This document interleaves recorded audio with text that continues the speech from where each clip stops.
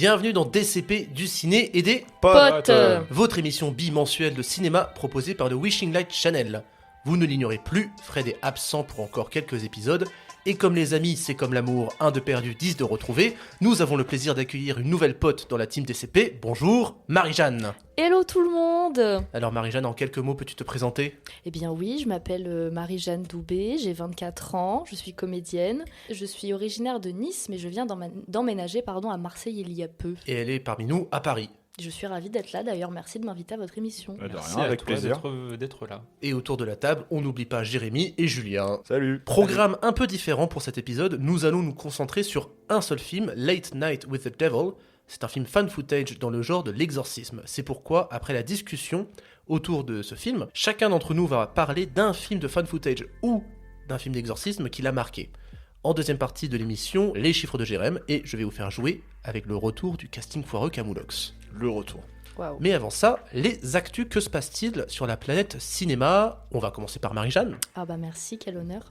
Moi je voulais vous parler d'une actu que j'ai beaucoup aimée dernièrement, c'est le prochain film de Yann Kounen qui est un remake de L'Homme qui rétrécit, qui date de 1957 si je dis pas de bêtises. Yann Kounen c'est un réalisateur que j'aime énormément et qui a plus fait grand chose depuis quelques temps, donc pour ceux qui connaissent pas, c'est le réalisateur de Doberman et surtout 99 francs, et du coup 99 francs avec Jean Dujardin qui sera également aussi au casting de L'Homme qui rétrécit, qui sera le personnage principal.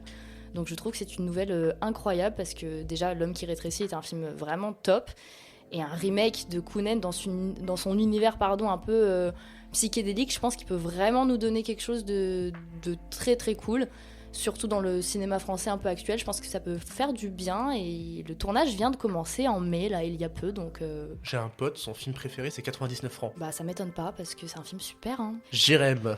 Alors moi, ce qui a retenu mon attention ces derniers jours, c'est la sortie de la bande-annonce de Alien Romulus. Donc après un premier teaser qui donnait vraiment envie, cette bande-annonce va encore du rêve, parce qu'on a des plans magnifiques avec certaines idées qui mettent bien en angoisse. Bref, ça devient un des films que j'attends le plus de l'année, et en espérant ne pas être déçu lors de son visionnage en salle. Et pour rappel, ça sort le 14 août en France. Ça va être trop bien. D'accord. Julien.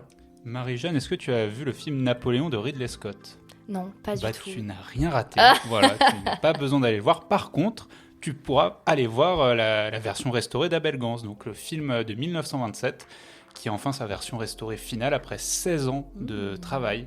Est-ce que du coup la version sera avec les 3 écrans ? Parce qu'il a été pensé avec 3 écrans, il me Il semble. me semble qu'ils ont remis les triptyques, mais là, je t'avoue, je ne sais pas. Je sais qu'il va être coupé en 2 parties. Une de 3h20, une de 3h40. Napoléon vu par Abel Gance, partie 1, partie 2. Il va falloir attendre le 7 juillet pour le voir, sauf si vous allez du côté de la Cinémathèque française, ce sera le 6 juillet.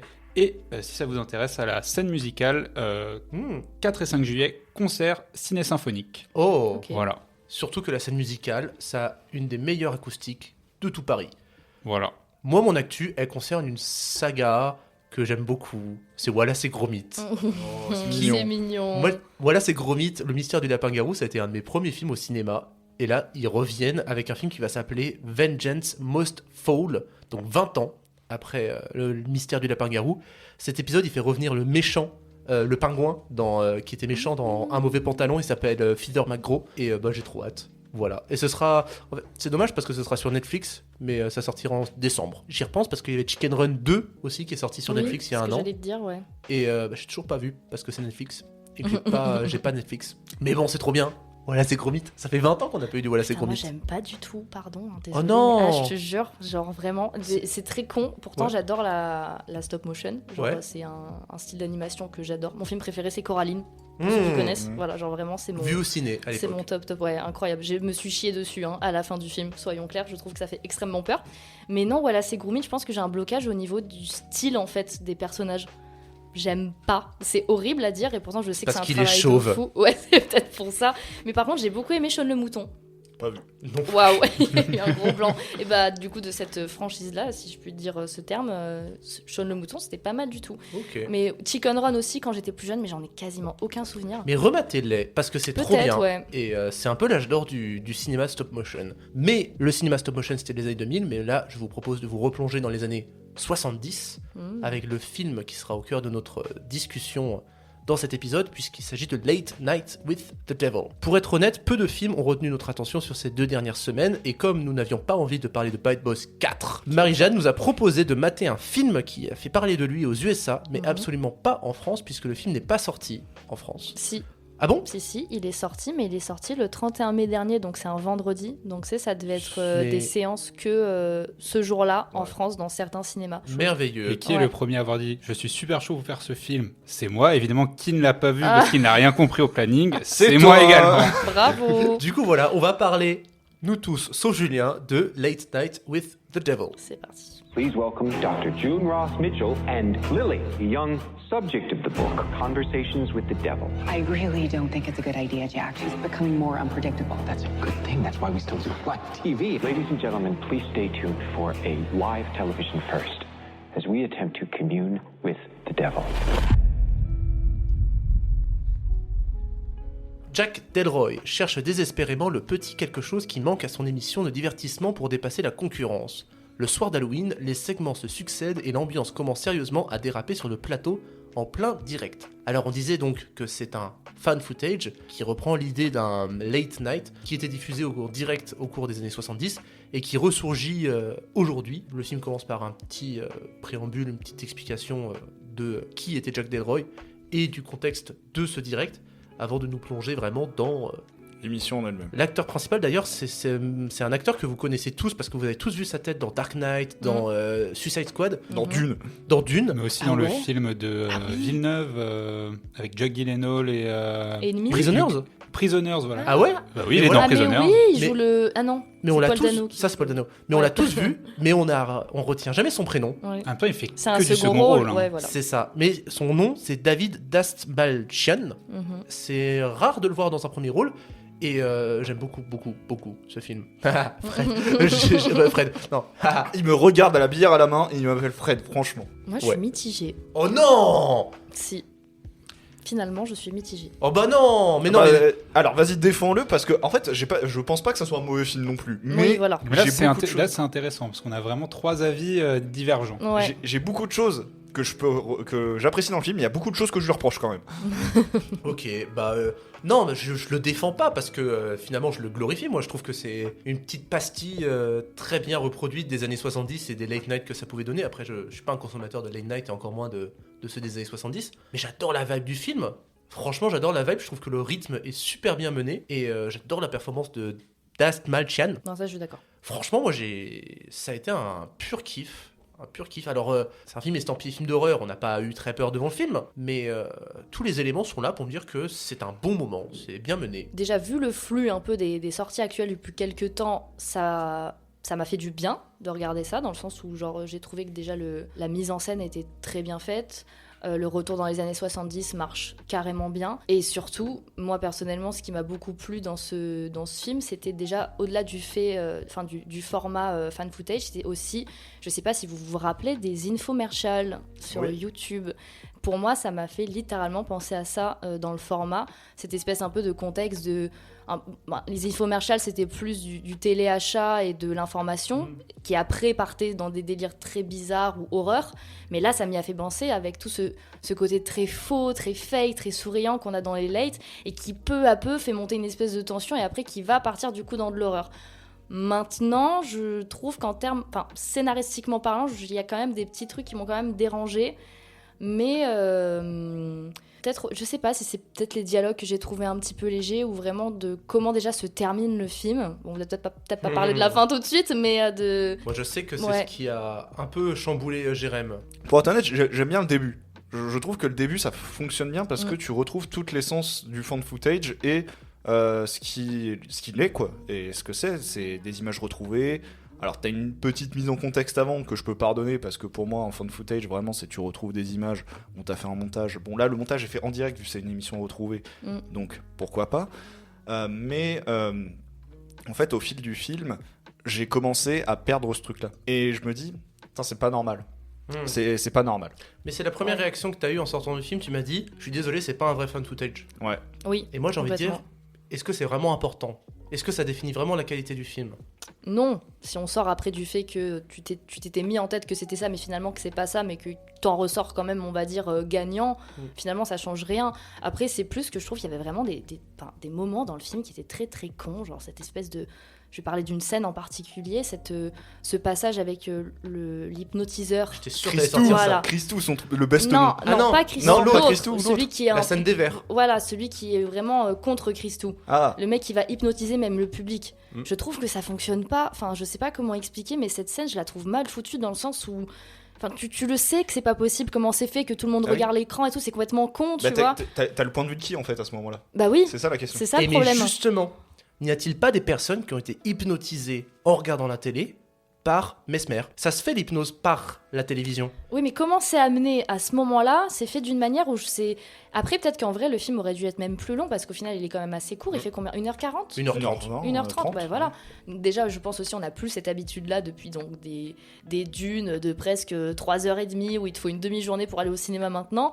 C'était très bien aussi, mais là, il fallait peut-être encore plus creuser certains points. Moi, c'est vraiment la fin qui me bloque. Je suis désolée, je parle vraiment de la fin, mais c'est vraiment ça qui me dérange, quoi. Alors je suis pas sûr que si le film avait été plus long, ça aurait été meilleur parce que je trouve que le rythme du film est quand même assez bon dans l'ensemble. C'est une de ses plus grosses qualités pour Ça moi. monte d'une bonne manière. Voilà, et si Ça, je suis t'avais d'accord. rallongé, peut-être que du coup le rythme aurait empathie et du coup tu te serais fait un peu plus fait chier quand même. Tu vois, Peut-être un côté plus explicatif déjà sur tout le début du film où on te parle, donc comme on a dit, on fait une introduction sur le personnage et non pas sur son émission.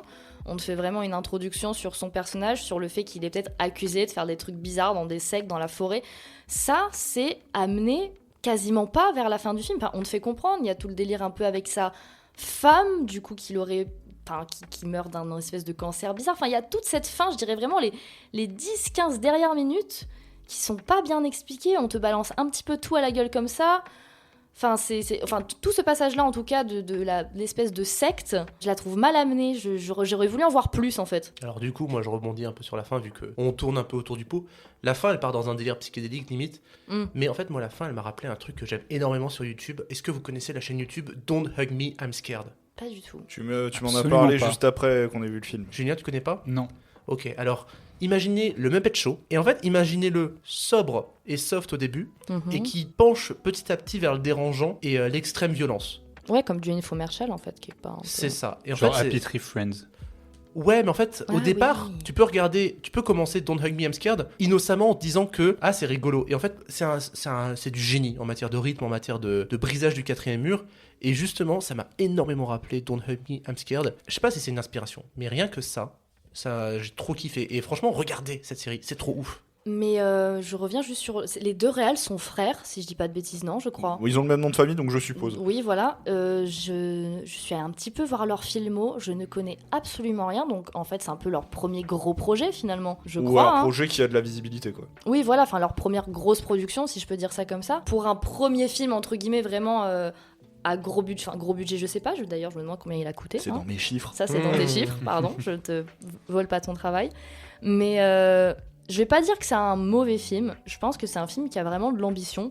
Et je reviens vraiment sur le fait que, ouais, par rapport à tout ce qui sort en ce moment, ça m'a fait quand même du bien. Enfin, en fait, il te donne vraiment le sentiment de tiens, j'ai pas l'habitude de voir ça. Et ça, j'ai trouvé ça très cool. Après, en même temps, le principe de found footage, c'est plus trop à la mode. Hein. C'est Non. vrai. Moi, le dernier qui me vient en tête récemment, c'est Babysitting. Ça date, hein. 2016 hein, ou 2014 2012 même. 2014. 2014, C'est 2014. vrai, ça date, bah, c'était déjà il y a 10 piges. Hein. Bah, c'est vrai que le fan footage, c'est vraiment un truc de mode de 2002, si on prend vraiment. Non, 99, Blair Witch. Blair Witch, c'est 99. Mais vraiment, ça a eu un boom en 2006 avec Greg jusqu'à. Cloverfield aussi. Ouais. C'est vrai que c'est 2007. Et ça vient des Ouais. années 70 déjà. Ouais, bah Cannibal Holocaust. Mais je veux dire, ce gros boom commercial, c'était vraiment 2006-2013, quoi. Mais après, en vrai, dans celui-là, le fan footage, tu le perds complètement à un moment donné. Hein. Bah, c'est sur la fin où tu le perds. Où je trouve que si jamais c'est vraiment le réalisateur de l'émission qui a fait ses choix de caméra pendant le direct, je ne le comprends pas en fait. Ouais. Il y a trop de cuts qui sont trop parfait entre guillemets pour trop parfait Oui. pour une émission, pour Oui. un truc capté en direct à l'instant, pour que j'y croie. Oui, c'est vrai, t'as raison. En fait, dans son montage et dans comment fonctionnent les scènes, il y a un côté trop lisse, moi je dirais. Un côté très cinématographique, finalement. Bah oui, c'est ça. Alors que le found footage, ça a le but d'être vraiment truc un peu amateur, caméra à l'épaule. Ce qui fait son charme, clairement, quand c'est bien fait. Bah là, t'as un contexte quand même professionnel puisqu'on est sur une émission de télé. Oui, évidemment. Mais si c'est une émission de télé, garde une réalisation d'émission de télé jusqu'au bout. Ouais, Alors, surtout les scènes d'intermission. C'est ça, c'est ce que justement j'allais en parler. Il y a une bonne connexion.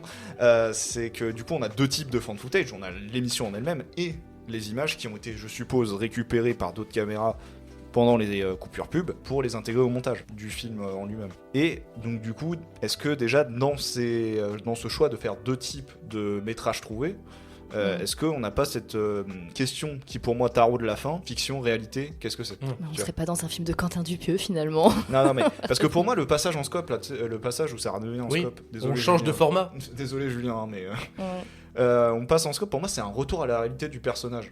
Parce que c'est à ce moment où il dit mais éteignez votre télé, enfin voilà. Oui. Non, mais ça part clairement dans le méta. Par contre, alors je sais pas si vous êtes au courant, mais les images d'intermission, genre tu sais, nous vous retrouverons bientôt, genre tu sais, pour annoncer les pubs, ce sont des images qui ont été faites en intelligence artificielle. Ah oui. Et je sais que ça en a gêné énormément. Et j'ai vu énormément de notes et de critiques très négatives sur le simple fait que, vas-y, le film, par souci de budget et par souci de gagner du temps, ils étaient passés par ce biais-là pour faire au moins ces scènes, ces petites images d'intermission. C'est un mini débat, mais voilà. Est-ce que vous, c'est quelque chose qui vous chamboule ? En vrai, si tu réfléchis bien, ils utilisent de l'IA pour gagner du temps. Mais c'est comme quand toi, si tu montes sur un projet, tu utilises des images déjà faites, genre des images stock, des images libres de droit. En fait, c'est la même chose. En fait, c'est juste que vu que c'est de l'IA et qu'on ne sait pas encore jusqu'à où ça peut aller dans la réalisation, bah, ça choque. Mais techniquement, c'est pas pire que si tu prends une image stock. Non, J'étais d'accord. Non, mais enfin, j'ai pas d'avis là-dessus. On a des outils à disposition, pourquoi pas les utiliser. Enfin, après, c'est bizarre que c'est vraiment sur des trucs minimes, tu vois. C'est genre des images en tout, ça doit même pas faire 1 minute de temps d'écran au max, tout ça, tu vois. Et alors que quand on parle de l'IA, on a un peu peur. Quand c'est utilisé par des grosses productions qui ont les moyens Ouais, c'est ce que j'allais dire. qui ont les moyens de payer leurs artistes, ça fait chier. Mais quand c'est une petite prod comme ça, je me Clairement. dis, autant qu'ils utilisent tous les moyens qui sont à leur disposition. Comme dit Julien, bah il y a même des gros films qui utilisent des stock footage qui sont filmés auparavant et qui reprennent en payant les droits. Pourquoi les petites productions n'auraient pas le droit d'utiliser des outils qui sont moins onéreux pour pouvoir parfaire leur film, quoi. Ouais, clairement, je suis complètement d'accord avec Jérém sur ce point-là. Comme il a dit, quand c'est des grosses productions vraiment qui font appel à ça pour espérer gratter le plus de centimes qu'ils peuvent alors qu'ils ont largement les moyens de le faire. Enfin, surtout, par exemple, je prends l'IA pour parler encore un peu d'autre chose. J'ai signé une pétition il y a peu pour Touche pas à ma VF. Ah oui, c'est j'ai vu hyper Donald Renew. important, c'est hyper important d'en parler. Ça, pour ce point-là, tu vois, l'IA, je pense que ça va vraiment être un problème parce que le doublage, en tout cas le doublage français, c'est vraiment quelque chose que j'admire énormément. Et si l'IA va se mettre à tuer ce métier-là, c'est vraiment très grave. Donc, que des grosses productions en viennent à faire soit, par exemple, déjà pour la traduction ou pour des doublages de l'IA, je trouve ça vraiment, mais ça m'horripile. Par contre, comme tu as dit, sur des petites productions comme ça, des mecs qui galèrent à faire leur film et qui veulent aller au bout des choses, si des outils comme ça peuvent les aider sans trop payer et gagner du temps, ouais, allez-y. Enfin, je veux dire, c'est pas là pour rien, autant l'utiliser à bon escient. Maintenant, effectivement, pour le cinéma dans le futur, je suis quand même un peu sceptique, ouais. D'ailleurs, ça prouve, une preuve que c'est une petite prod. On se fait marrer devant le film Jérém. Oui, le nombre de logos de production au début. Ah oui, genre- c'était super Ça m'a long. rappelé Coupé de Hazanavicius. Oui, la Complètement. même. Où tu te Ouais. dis, mais le film il va commencer à un moment donné où c'est Oui, vraiment oui, que des génériques de sociétés de prod que tu connais pas parce que forcément c'est des trucs américains qui s'exportent pas. C'est des toutes petites boîtes de production, mais c'est bien en vrai, tant mieux. Bah hein. ouais, en vrai, l'acteur principal, c'est pas non plus une grosse tête d'affiche, mais c'est une tête d'affiche qui en tout cas interloque le spectateur lambda qui se dit tiens, lui je l'ai déjà vu, tu vois. Et je l'ai trouvé excellent par contre, tu vois, Ah dans ouais, ce non, rôle-là. c'est- Je l'ai trouvé vraiment parfait. Tout le passage aussi avec, comment elle s'appelle déjà le personnage de la gamine, j'ai oublié son prénom. Lily Abigail. Non, Non, Sophie. ça c'est un Ah. film, ça. Ouais, Ça, rien à film voir. qui vient de Oh, sortir. je sais plus. Mais la scène d'exorcisme Oui, voilà. Ça, Mm. je l'ai trouvé franchement bien. Ça respecte bien, vraiment les codes de l'exorcisme. J'ai trouvé ça très, très bien fait. Pour le coup, cette scène, elle m'a vraiment plu. Bon, on peut pas dire que c'est vraiment de l'horreur qui fait flipper. Je veux dire, j'étais pas là à me cacher les yeux non plus. Non. j'ai eu un petit moment où je me suis dit putain, s'il faut à un moment donné ça va partir, parce que vraiment le rythme, il a réussi à me tenir quand même jusqu'à ce moment-là, tu vois, où il y a vraiment cette montée, où tu le sens, et surtout, ce que j'ai beaucoup aimé, c'est ces passages où donc t'as la vision de l'émission, et quand c'est avant de passer au passage publicitaire, t'as un espèce de glitch à l'image. Vous vous rappelez ces moments ou pas? Oui. Et c'est là où tu te dis putain, là il y a un truc bizarre dans l'air, il y a une espèce d'aura, d'énergie chelou, et cette énergie-là, je l'ai vraiment beaucoup aimée. Vraiment à chaque fois, bon désolé je tourne en boucle, mais c'est vraiment jusqu'à la fin où genre vraiment j'ai redescendu et j'ai beaucoup moins aimé ce que je voyais. Je me suis dit putain c'est dommage, en fait j'aurais voulu en voir plus en fait. C'est même pas tant que j'ai pas aimé, c'est que je suis restée sur ma faim finalement. Ah ouais. Oui. Moi, je sais complètement. pas. Moi, je trouve que Climax, on peut lui reprocher les bavures, mais je le trouve satisfaisant. Ouais, c'est ça, le climax est satisfaisant parce que si t'en avais trop, tu te dirais, quand même, faut pas abuser, quoi, parce que déjà qu'il y a cette idée de changer entre scope et revenir sur les images, dans le passé, etc. Enfin, il y a tout ça déjà, mais le climax en lui-même, le moment où ça part vraiment en couille dans l'émission en elle-même, je trouve que c'est plutôt bien géré, même si, niveau mise en scène, je redis que je trouve que ça fonctionne pas du tout, mais ce qui se passe à l'écran, là, ok, pourquoi pas. C'est peut-être trop lisible, mais vas-y Du Julien. coup, moi je me demandais comment vous le voyez ce film par rapport à toute la production horrifique de ces derniers temps, notamment on avait parlé du dernier Exorciste dans un épisode. Comment vous placez Est-ce qu'il arrive à réinventer des choses? Est-ce qu'il bouge le cinéma d'horreur actuel? En fait, moi, je le vois pas vraiment comme un film d'horreur. Oui, moi non plus, Ouais. c'est ça le problème. Je l'ai pas consommé tel quel. Voilà. Non, pas du tout. Je l'ai vraiment consommé comme une petite pastille assez unique en son genre, Ouais. très appréciable, Oui. mais il renouvelle pas grand-chose non plus. C'est Bah, pas il un chef-d'œuvre. réinvente rien parce qu'il s'inspire beaucoup. Et quand bien même, c'est pas grave, il faut s'inspirer. Bertrand Blier a dit il faut pomper. Donc, suivons ce grand monsieur qui a Pompon. raison. Ils font pomper.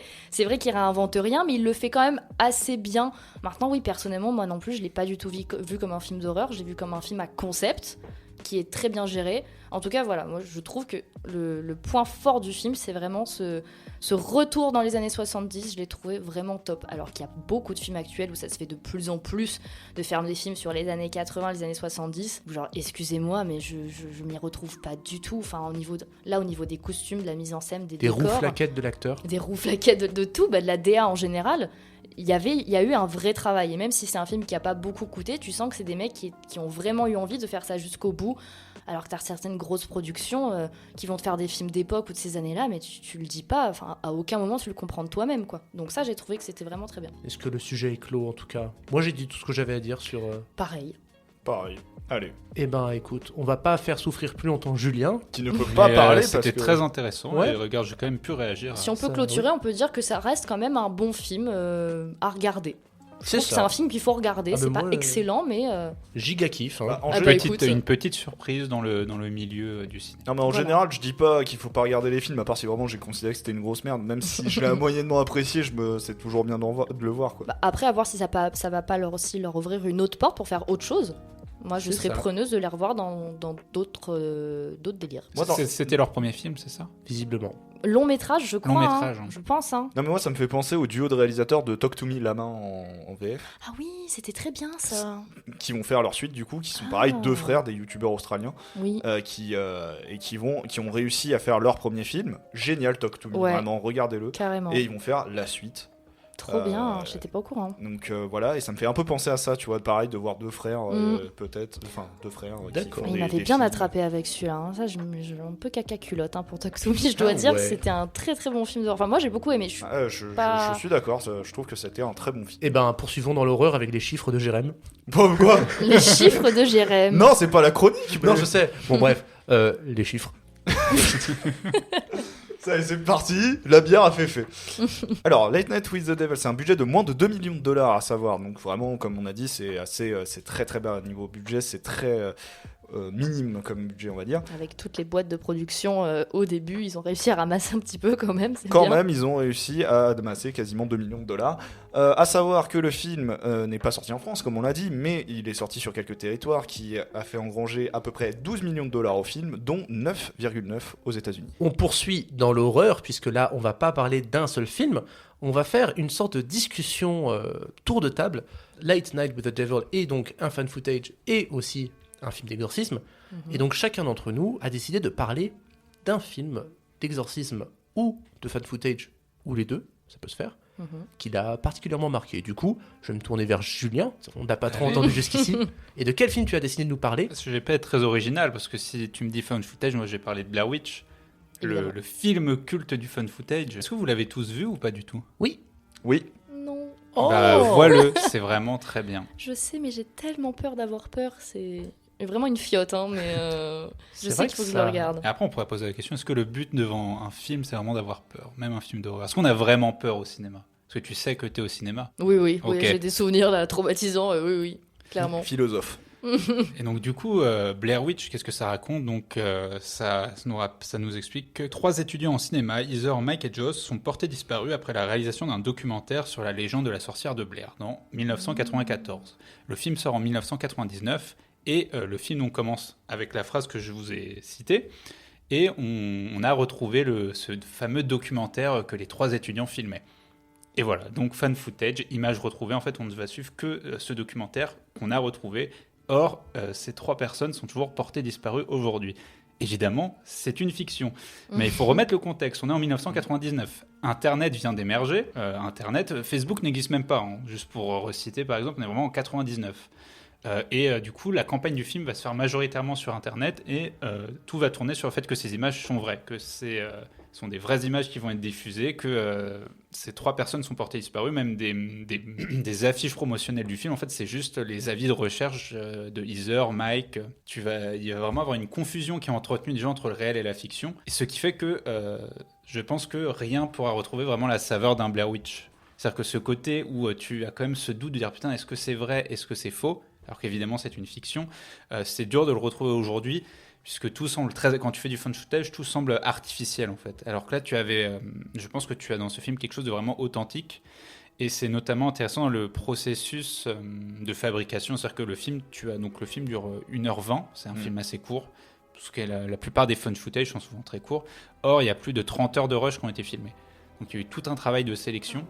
Et il y a vraiment ça a été beaucoup d'impro. En fait, on a balancé les 3 acteurs dans la forêt. Ils avaient quelques indications, ils avaient la caméra, et après, la majorité du film, c'est de l'improvisation, en fait.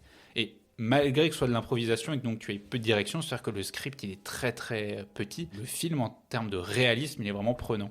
C'est-à-dire que tu sens vraiment l'anxiété monter au travers des personnages. Et c'est d'autant plus intéressant que vu que c'est eux-mêmes qui filment, t'es au cœur de l'action. Et c'est pour ça aussi que je pense que ça reste pour moi un film mal aimé. Hein. On a beau dire que c'est un film culte, etc. Si tu regardes les avis spectateurs ou même presse, le film il a des critiques qu'ont généralement les found footage, c'est-à-dire film feignant, film sans intérêt, aucun travail de mise en scène.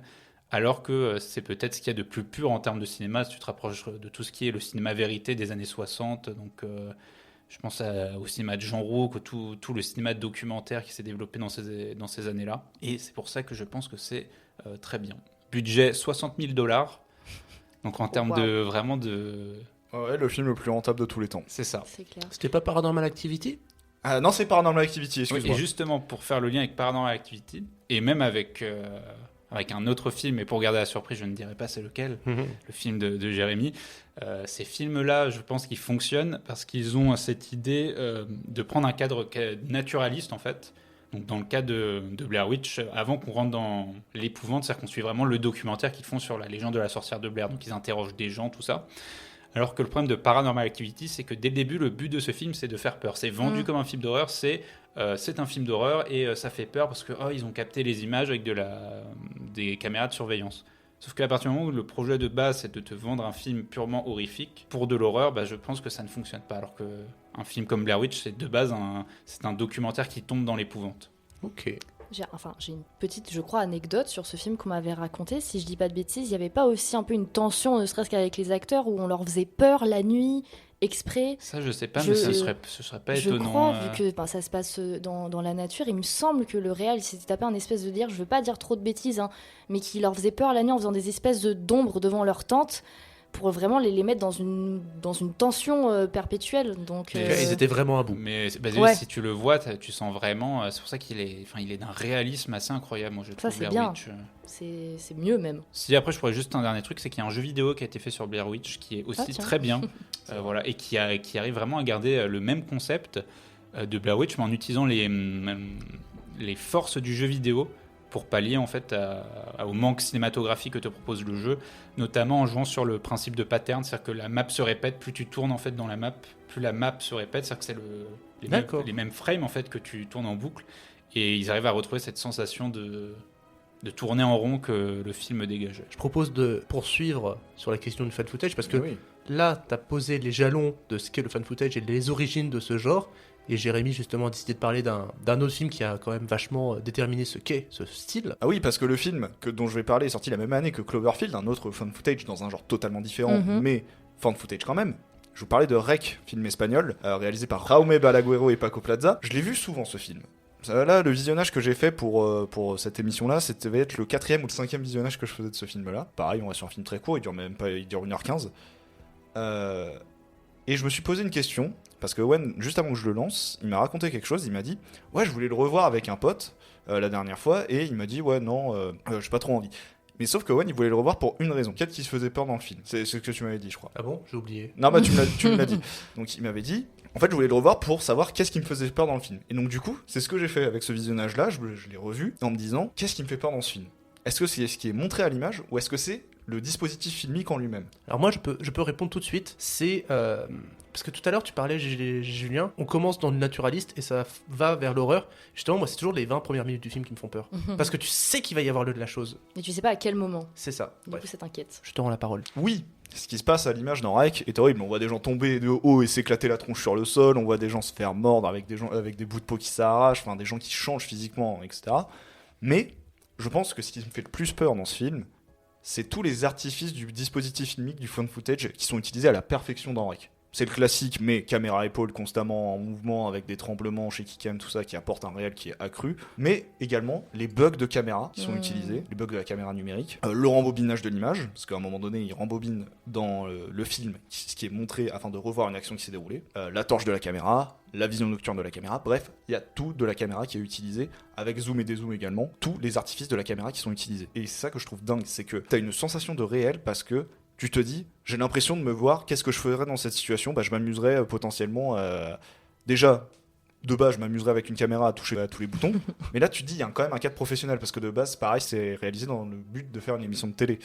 Le caméraman, c'est son taf, il peut faire de belles images, mais en fait, vu qu'il est pris dans l'action et dans l'instant présent, il est obligé de faire des images dégueulasses, un peu obligé de faire des images dégueulasses. Tu crois que c'est des images dégueulasses, mais c'est magnifiquement mis en scène, Drake. Je prends la scène où on découvre la première personne qui est infectée. C'est une merveille de mise en scène parce qu'il faut cadrer exactement au millimètre près pour qu'on voit exactement ce que le réalisateur veut montrer. T'as l'impression que c'est de la caméra feignante parce que, au fait, tu bouges la caméra et tout. C'est millimétré. Quand je dis c'est millimétré, vraiment, c'est génial. Ce qui est intéressant aussi avec Rec, c'est que c'est un peu une sorte d'anti-Blair Witch, où là où Blair Witch joue sur le fait de ne pas montrer, Rec montre énormément. Il montre énormément de choses horrifiques, là où en fait, Blair Witch en fait, ne montre jamais rien. Et les deux fonctionnent très bien. Et donc, du coup, Rec utilise tout ce qui fait du found footage l'antithèse de la belle image. Vraiment, il n'y a rien dans Rec qui...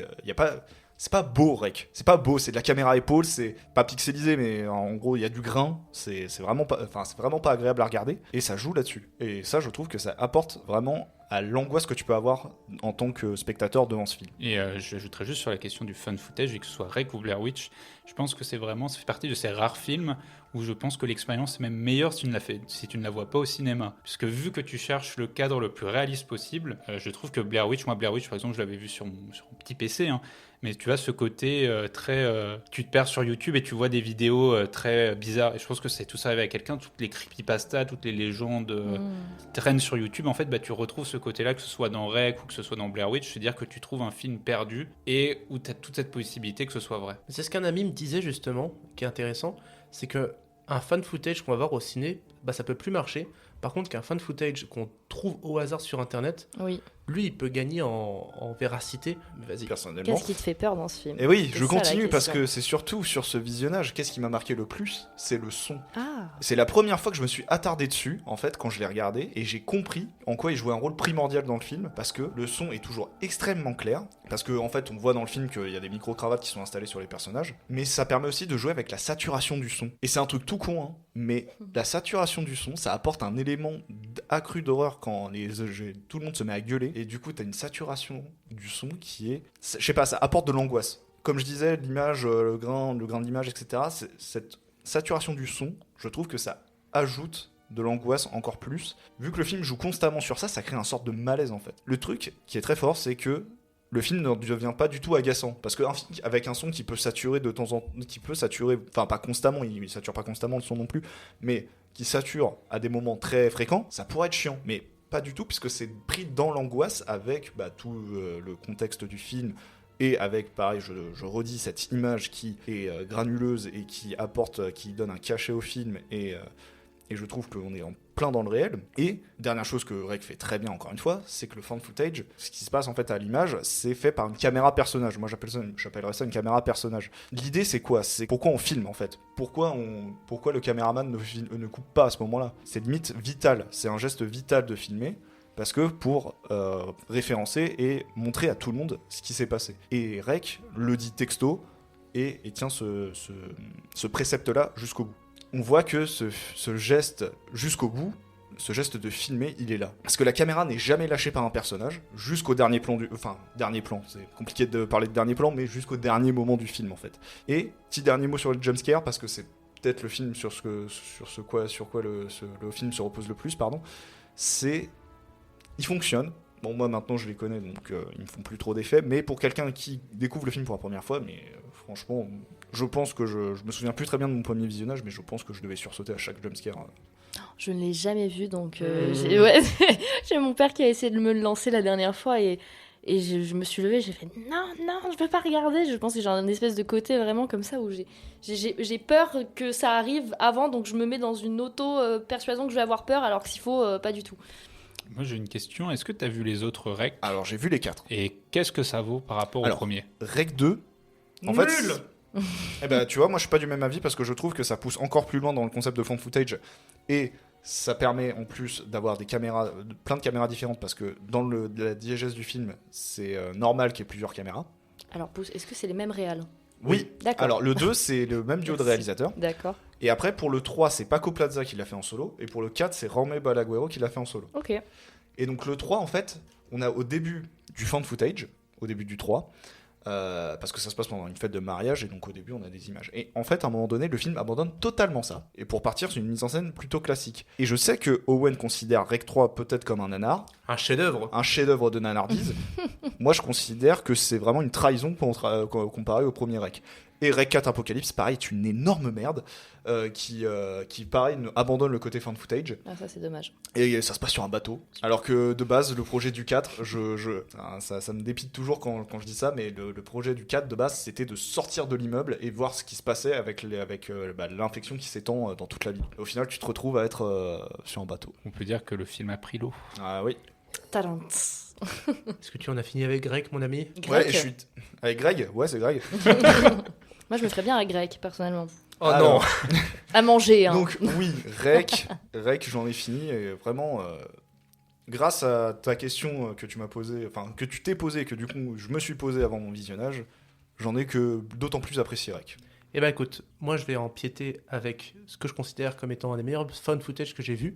Et je l'ai vu pas plus tard qu'il y a 3 jours, parce que c'est sur les recommandations du même ami que j'ai évoqué plus tôt, qui m'a dit en fait que c'est un film, faux documentaire de Faites entrer l'accusé Pierre Bellemare. Alors Faites entrer l'accusé, c'est Christophe Ondelat. Ouais, mais genre à la Pierre Bellemare. Et en fait, ça fait le film pose plein de questions. En gros, ça s'appelle The Poughkeepsie Tapes. Peut-être que vous connaissez. Pas du tout. Ah, tu m'en as parlé du coup, oui, je Ouais. connais de nom.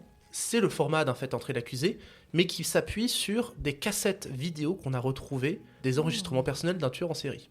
Ah, ça, c'est pas mal. Intéressant. Et c'est très intéressant parce que le film tient son concept jusqu'au bout, c'est-à-dire que jamais, et du coup je révèle la supercherie, mais jamais il ne révèle que ce tueur en série n'existe pas. D'accord. C'est-à-dire que vous pouvez innocemment tomber sur ce film en pensant que vous êtes en train de regarder un pseudo Fait entrer accusé américain. Vous pouvez penser que tous les agents de FBI, tous les élèves à qui on montre ces extraits, tous les gens qui ont investigué sur ça sont réels. Et vous pouvez donc penser que ce que vous voyez sur ces cassettes est réel. Mais du coup, le faux documentaire, le found footage sont totalement liés. Ça, tu le retrouvais déjà avec Punishment Park dans les années 70, mais j'ai l'impression qu'on peut dire en fait vraiment les premiers films type de film à poser la question de la fake news, c'est les fun footage et les faux documentaires. C'est ça. Et en fait, le génie de ce film, c'est de remettre systématiquement en question et en perspective la dimension sensationnaliste du reportage d'investigation et la véracité des faits qui sont dits. Parce que du coup, il y a des choses qui sont quand même énormes qui sont montrées dans le film. Le volume de cassettes trouvées et le génie machiavélique du tueur en série est quand même assez oufissime. Donc du coup, quand t'as l'information que c'est pas vrai, ça paraît un peu ridicule, mais si tu crois bête et ongle à ce que le film te raconte, c'est absolument atroce. Parce que j'avais une question, tu dis qu'il y avait un volume assez important, mais est-ce qu'ils te disent dans le film, genre en mode on vous montre qu'une seule partie parce qu'il y a tellement que... En gros, t'as un plan qui est absolument brillant du film où t'as un plan d'un monsieur avec un volume de cassette, mais le volume de cassette, tu sens bien que si tu recules, t'en verras un petit peu plus. Et il te dit, ça, ce sont les vidéos qu'on a trouvées sur ses premières victimes. Et en fait, le personnage principal, le méchant, a kidnappé une meuf pendant 15 ans. Et lui a fait vivre des tortures absolument atroces. Et en fait, il commence à avancer, et la caméra recule, et tu vois de plus en plus de vidéos, tu vois de plus en plus de cassettes. Et ça s'arrête pas pendant 30 secondes. Et il fait, de ce volume-ci à ce volume-là, c'est toutes les cassettes qui concernent cette victime. Quelle horreur. Quel enfer. Oui, d'accord. C'est un film qui dure... Pardon. Ouais, C'est un vas-y. film qui dure combien de temps? Ça dure 1h20. D'accord. C'est un film de qui? Il s'appelle John Eric Dowdle. Et en fait, ce mec, vous le connaissez parce qu'il a fait Devil. Oui, produit par Shyamalan. Oui. Je suis obligé de le Mais caser. non. Et du ok. coup, ça crame un peu le truc. Mais franchement, je vous le dis, si un jour je suis amené à être un prof de cinéma, ce que j'aimerais bien un jour, et ben je montrerai ce film-là. Alors je préviendrai les gens, très sincèrement, de l'horreur que ça peut être. Je dévoilerai certainement pas la supercherie. Mais, Ce que tu viens de faire en fait, mais... Ah ouais. Dommage. Mais c'est quoi un peu au final on va dire la finalité un peu de ce film, du coup est-ce que ça se termine vraiment, ça clôture quelque chose ou tu restes sur un... Bah ça reste dans la tradition des faites entrer l'accusé, c'est-à-dire que ça reste un peu sur le... Tu restes sur sa fin quoi. Enfin, Non, pour le coup, quand tu sors du film, t'es quand même content que c'est terminé parce que Oui, bon c'est Dieu. lourd. Mais non, il reste du suspense. Ah là là. Ça me fait pas mal penser aux Chambres Rouges. Ah, Je pense que Jérémy sera peut-être d'accord avec Mais moi. moi, tu sais que enfin, ce que je pense des Chambres Rouges, Je mais sais. oui, ça me fait penser À à chaque ça. fois que je peux caler ce film, je le fais. Ouais, je sais que tu l'as beaucoup apprécié. Je sais. C'est pas un film sur un mec qui tuait des nanas? En fait, ça prend la question du snuff movie. Donc en gros, Oui, ça des parle raisons. d'un procès au Québec. Oui, Et en fait, d'accord, qui ça y aurait est. filmé ses victimes. Et en fait, il y a une dernière cassette manquante de la dernière victime. Et en fait, tu vis les journées au tribunal. Et du coup, en fait, avec les preuves à conviction, sauf en fait, tu ne vois jamais rien. Et en fait, tu as juste un moment où les cassettes sont diffusées. Mais tu entends genre 15 secondes des cassettes. Mais je peux te dire que j'ai rarement été aussi glacé devant une... Ah oui, c'est que du sonore en fait, Ouais, on te c'est montre très rien. sonore. Et si j'avais pas été au cinéma, j'aurais sans doute mis pause. Mais vu que j'étais au cinéma, j'ai pas pu mettre pause. T'es bloqué. Mais en tout cas, voilà, Mm. sur ce Poughkeepsie Tapes, c'est une très très grosse recommandation. Et les extraits qu'on y voit sont terrifiants. Il date de quand? 2007. D'accord, ah quand même. 2017. Et ah oui, tout à l'heure tu parlais du grain de l'image de Rec. Et justement, Oui. c'est ça qui est intéressant parce que ce qui se passe dans The Poughkeepsie Tapes, ce sont des enregistrements qui ont duré à peu près 15 ans. Et forcément, c'est filmé par un tueur en série avec sa cassette personnelle. Et ce qui est assez fou dans le film, c'est que la cassette, enfin la caméra vidéo, a un très très gros défaut de couleur. Qui pourrait rendre certaines choses complètement ridicules parce que des fois t'as des gens qui ont des cheveux qui sont pas la bonne couleur, t'as des gros défauts. Mais ça ajoute à l'inconfort et surtout, forcément c'est des faux spécialistes, mais qui analysent la façon dont le mec a réussi à tuer tout en tenant sa caméra. Et en fait, tu te retrouves avec de la pseudo-analyse de vraies cassettes vidéo. Bref, c'est assez brillant, c'est très méta et très très grosse recommandation. Bah c'est bien, vous m'avez tous donné envie de regarder vos films parce que j'en ai pas vu un seul. Et nous, on n'a Si. pas vu ton film. Moi, Si, je l'ai vu. Julien, il l'a Oups. vu. Et ben moi, je vais parler d'un film qui, du coup, je vais pas dire qu'il n'a aucun rapport, mais qui sort vraiment un peu de vos sujets à tous les trois. C'est Rosemary's Baby, et réalisé par soit le très grand, soit le détesté Roman Polanski, un film qui date donc de 1968, si je dis pas de C'est bêtises, ça. qui pour moi est quand même un film culte, voire même un des plus grands films de tous les temps. Donc personnellement, je vais pas m'étaler sur toute la polémique qu'il y a autour de ce mec, parce que je préfère partir du principe que là déjà je vais parler d'un film en lui-même. Et dans un film, il n'y a pas qu'un réalisateur, il y a des acteurs, il y a des ingé-sons, il y a des scénaristes, il y a plein de gens qui travaillent sur un film. Donc je n'aime pas dénigrer un film ou boycotter un film juste parce qu'il y a tel nom à l'image.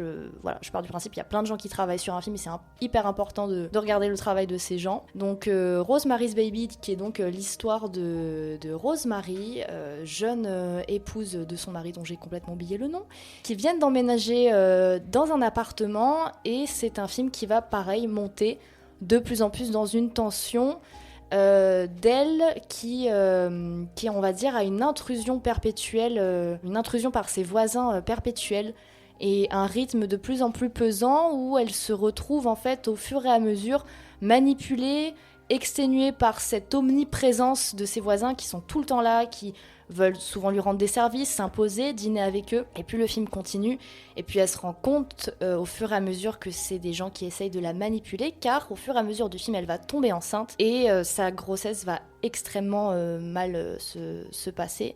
Il y a déjà ce truc qui m'a beaucoup flashé, c'est que la caméra est perpétuellement sur elle. Il n'y a pas un seul plan où le personnage de Rosemary n'est pas là. Donc t'es vraiment avec elle sur ce qui lui arrive. En plus, ils ont vraiment pris que c'est Mia Farrow qui la joue. Elle la joue super bien. C'est vraiment on va dire un peu la jeune femme un peu frêle, qui est toute naïve, qui est gentille et qui se fait manipuler de plus en plus. On l'utilise, on se rend compte que au fur et à mesure du film, plus t'avances, plus il y a un truc bizarre qui commence à se passer autour de sa grossesse. Pourquoi il s'intéresse tant à sa grossesse? Il lui donne des cachets, des vitamines pour aller mieux, sauf que plus elle les prend, plus elle est pas bien. Donc plus le film avance, plus t'es vraiment dans une tension où tu te dis mais qu'est-ce qu'ils veulent? Qu'est-ce qui se passe? Pourquoi ils sont tout le temps là?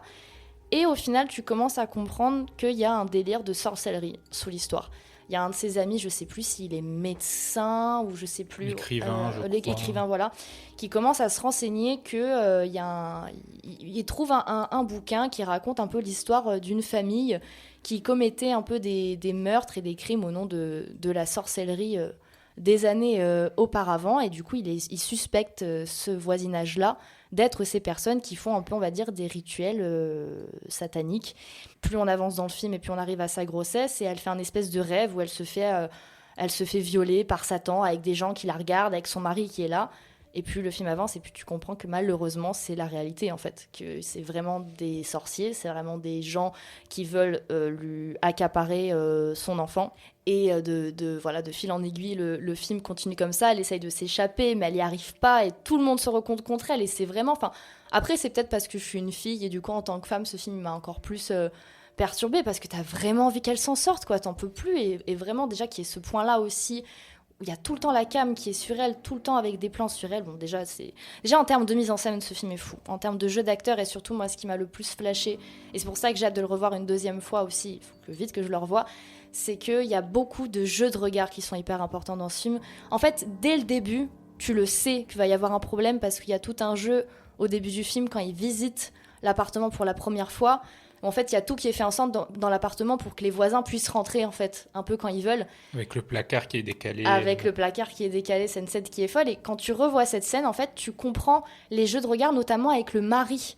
Parce que le mari est dans la boucle depuis le début. Voilà, je vais reprendre le personnage du mari. Le personnage du mari qui est acteur de cinéma ou acteur de Broadway, je sais plus. C'est un acteur de théâtre, mais surtout un acteur qui fait de la publicité. Et ce qui est super intéressant avec ce personnage, c'est que vu qu'on a toute l'idée de pactiser avec le démon, en fait, cet homme-là, dès le départ, a pactisé avec la télévision alors qu'il est acteur. Oui, en fait, ce personnage clairement. est déjà marqué par la notion de pacte. Il a déjà une notion de vice dès le début. En fait, tu comprends que c'est le mari qui est dans la sauce dès le début, qui a pactisé du coup avec ses voisins pour avoir une carrière, en fait. C'est des gens qui, on va dire, je vais faire ça grossièrement, mais qui ont lancé des sorts un peu à ses concurrents pour qu'il ait un rôle principal dans une pièce qui va fonctionner, en vendant sa femme et son enfant à ces gens qui sont complètement tarés, en fait. Quand tu le revois la deuxième fois, ce que mon cher géniteur, mon père, m'a dit, tu le vois dès le début qu'en fait, il la manipule. Il y a des jeux de regard entre les voisins et eux perpétuels.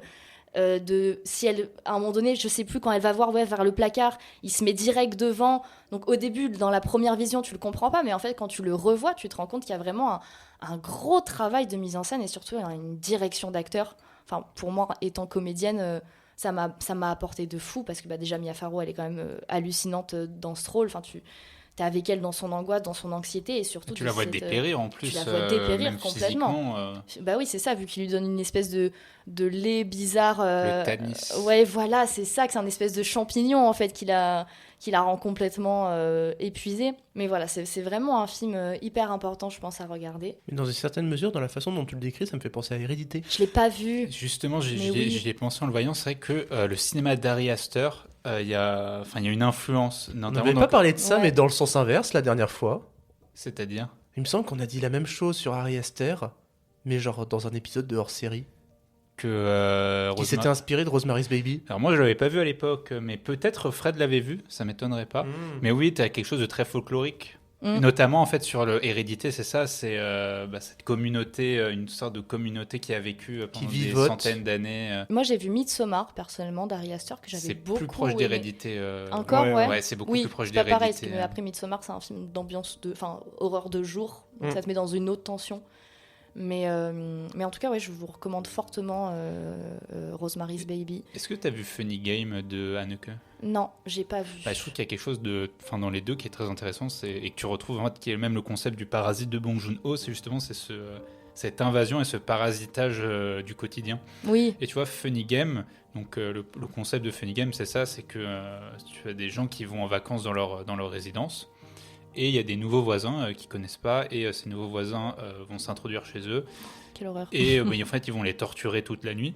Mais ce qui est le plus intéressant dans Funny Game, c'est pas justement cette scène justement de torture, etc., qui est extrêmement gratuite. Et ce qui avait fait polémique avec le film, c'est que tout est gratuit. Il n'y a aucune raison à ça, c'est de la pure violence. Ce qui fait plus peur dans ce film, c'est le moment où tu sais qu'il va se passer quelque chose, justement.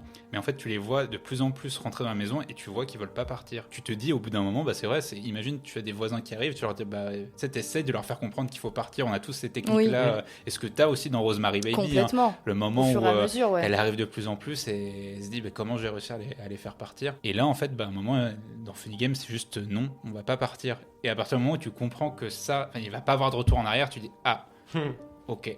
Ouais, c'est vrai que après dans Rosemary's, je l'ai eu aussi à ce moment où en fait, dès le moment où tu comprends que son mari est dans la mèche, et avec eux, tu comprends que là, ça y est, c'est fini pour elle. Elle a plus aucun soutien. Dès qu'elle essaye d'appeler ses amis, son mari la manipule pour lui dire non mais limite tes amis, Bah, c'est des connasses. Tu as machin, un dernier laisse tomber. espoir à la toute fin. T'as un dernier Et espoir à la vraiment un toute dernier fin. espoir qui. No spoil. No spoil, mais Mais- c'est vrai que la fin. Après, déjà, faut se remettre aussi, je pense, dans le contexte aussi de l'époque. C'est quand ce film est sorti, ça a été monumental. Enfin, jamais à cette époque il y avait des films déjà avec cette mise en scène-là, ce scénario-là qui sortait. Enfin, c'était pas ça le genre de film qui sortait surtout à Hollywood. Polanski, à cette époque-là, était quand même très jeune. Il arrive à Hollywood, il pond, comme dirait DiCaprio dans Once Upon a Time in Hollywood, Ross fucking Mary's Baby, genre. Et c'est vrai, du coup, je parle de Once Upon a Time in Hollywood parce que c'est vrai qu'ils en parlent beaucoup, dans celui de Tarantino, comme quelque chose qui a révolutionné le cinéma vraiment dans ces années-là. Et c'est vrai. En plus, il y a un espèce un peu de message quand même. No spoil la fin, mais très anti-religion complètement, enfin anti-catho complet. Donc c'est vraiment un film qui a vraiment, déjà plus qu'inspiré d'autres films par la suite, mais surtout a révolutionné un genre de cinéma à cette époque de Polanski, jeune juif qui arrive à Hollywood, qui enfonce des portes ouvertes avec un banger pareil alors qu'il avait même pas 30 ans, quoi. Donc c'est un film qui a vraiment fait bouger les choses. C'est un film qui est quand même important, du moins je pense dans la culture cinématographique. Pour des gens qui aiment le cinéma, c'est un film vraiment très important à regarder. Puis il a aussi quelque chose, mais qui est très commun dans les années 60, c'est cette image très documentaire, notamment quand il filme les passages dans New York, parce que le film se passe essentiellement dans l'appartement. Oui. Et tu as quelques Ce qui rend passages quelque où il chose sort de plus l'appartement. Ce qui est intéressant, c'est que les sorties de l'appartement sont très fréquentes dès le début du film. Et plus le film avance, plus tu te ressens dans l'appartement. Et justement, tu as cette manière de filmer qui fait beaucoup penser à Scorsese. Oui. Je pense surtout à La Valse des Pantins. En termes de comment c'est filmé, en fait, c'est vraiment de la caméra. Ils vont dans New York, c'est filmé, pas de studio, il n'y a rien du tout. C'est une caméra qui est prise, qui est prise, on prend le plan en direct. Ça te met vraiment dans une angoisse, je sais pas comment le dire autrement. Il m'a attrapé, le con, quoi, comme on dit. Et ben ainsi se conclut en tout cas la première partie de DCP. La deuxième partie va être un peu moins longue et elle va surtout être chargée en jeux. Et oui, Puisque Jérém et moi on vous a fait des jeux et commençons par Jeux. les jeux de Jérém. les chiffres du coup. Les chiffres et des jeux de Jérém. Voilà. Tadam. Alors pour cette émission et vu l'invité que l'on reçoit, j'ai voulu vous faire jouer avec les chiffres des acteurs. Ah Alors ça englobe plein de choses. Je vous ai prévu 11 questions. Alors ça peut être de la connaissance ou de l'estimation, selon justement votre connaissance en termes de ces acteurs-là.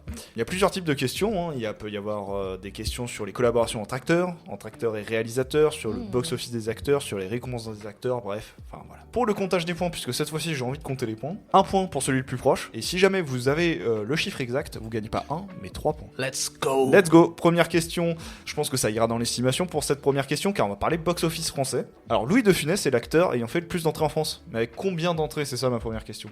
Beaucoup trop. Mais c'est tous ces films cumulés là que tu nous Tous dis. ces films cumulés. Ah ouais, c'est 69 millions. 80 millions. 100 millions. Alors c'est Julien le plus proche, mais sache que Julien, tu es déjà extrêmement loin. Oh la vache. Tu es extrêmement loin, même en étant plus proche, parce que il a fait exactement 315 824 017 Waouh. entrées. C'est dingue. Avec 102 films ayant atteint le million d'entrées, soit 85% de sa filmographie. Deuxième question, restons dans le cinéma un peu plus ancien. Combien de films ont en commun Fred Astaire et Ginger Rogers? 5. 10. 7. On a le premier tout pile de la soirée Oh, avec Marie-Jeanne. C'est oh parce que ça yeah. est bien 10 films. Le premier Carioca en 1933 et le dernier étant Entrons dans la danse en J'en ai 1949. vu aucun, je suis une merde. Il y en a un que j'ai vu qui est super bien, mais c'est le plus connu. Troisième question, revenons sur des acteurs un peu plus contemporains. Combien de films avec Samuel L. Jackson ont été réalisés par Quentin Tarantino? Est-ce que s'il a fait du doublage, ça compte? Non, vraiment que les films réalisés par Quentin Tarantino dont lequel Samuel L. Jackson a joué. 5. Moi, je vais dire 7. 5. Non. C'est 6. Ah merde. Putain, On en j'étais a pas raté loin. un. Parce que j'ai considéré Kill Bill comme un seul film. Oui, on est d'accord. Ouais, on a- Voilà, merci. Oui. J'ai considéré Kill Bill comme un seul film, donc il est apparu dans tous les films de Tarantino, sauf Reservoir Dogs et Once Upon a Time in Hollywood. Mais attends, il a tous fait les 9 autres films. Ouais.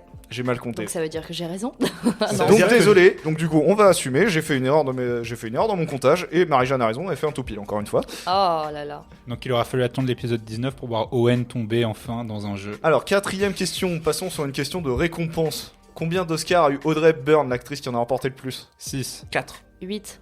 C'est Owen qui a le tout pile, 4 exactement. 8, je l'ai vachement. Ouais, ça fait waouh. beaucoup. Les 4 étant en tant que meilleure actrice, elle n'a jamais eu d'Oscar de meilleur second rôle. Continuons sur les Oscars avec la cinquième question, parce que Meryl Streep est l'actrice qui a été la plus nommée, Mhm. mais avec combien de nominations?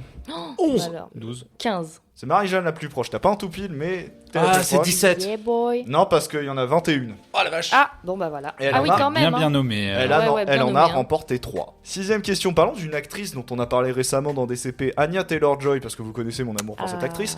Et je vais vous demander dans combien de films elle est apparue. 23. Allez, on va dire 18. 14. Marie-Jeanne est la plus proche parce qu'il s'agit de 19. Septième question, revenons sur le box-office, cette fois-ci, mais américain. Scarlett Johansson est l'actrice ayant fait le plus de recettes aux USA, mais avec combien de recettes? 17 milliards. 17 Oh, wow. milliards, ok. 15 milliards. 15 milliards, ok. 21 milliards. C'est Julien le plus proche parce que vraiment vous la surestimez. Ouais. Vous la surestimez quand même parce que c'est 4,8 milliards. Ouais, mais il Ah y avait oui, les ouais, Marvel dans ouais, le lot. c'est donc, ça, Ouais, on euh, s'est dit ça ralasse beaucoup d'argent. Non, 4,8 milliards donc, sur 48 films, dont 9 ayant fait plus de 100 millions de dollars de recettes aux États-Unis, soit à peine 20% de sa filmographie. Huitième question. Eric Roberts est connu pour être l'un des acteurs les plus productifs d'Hollywood. Et donc Oui. je vais vous demander dans combien de films il a joué. Je sais pas qui. Et je parle même pas des téléfilms. hein. C'est Falcon dans. Non, c'est Maroni dans The Dark Knight. Ah, c'est ce monsieur. Oui. Ok. Ah, mais alors là. Et il joue dans Dead or Alive. Ah, il a dû faire 182 films. 182 films. Je ne compte pas les téléfilms, parce qu'il y avait les téléfilms aussi dans la liste, mais je les ai 120. je les ai squeezés. Alors, du coup, t'as dit 182. 182, 120. 120. 138. C'est Owen le plus proche, mais encore là, t'es très loin parce que c'est 472. Ah ouais. Ah ouais, waouh. On l'a sous-estimé, lui, pour le coup, vraiment. Alors, Mais- et sachez que quand j'ai regardé sa fiche IMDB, hier, du coup, quand j'ai préparé le jeu, il y a 73 films en attente de sortie dans lequel Eric Roberts apparaît. Oh.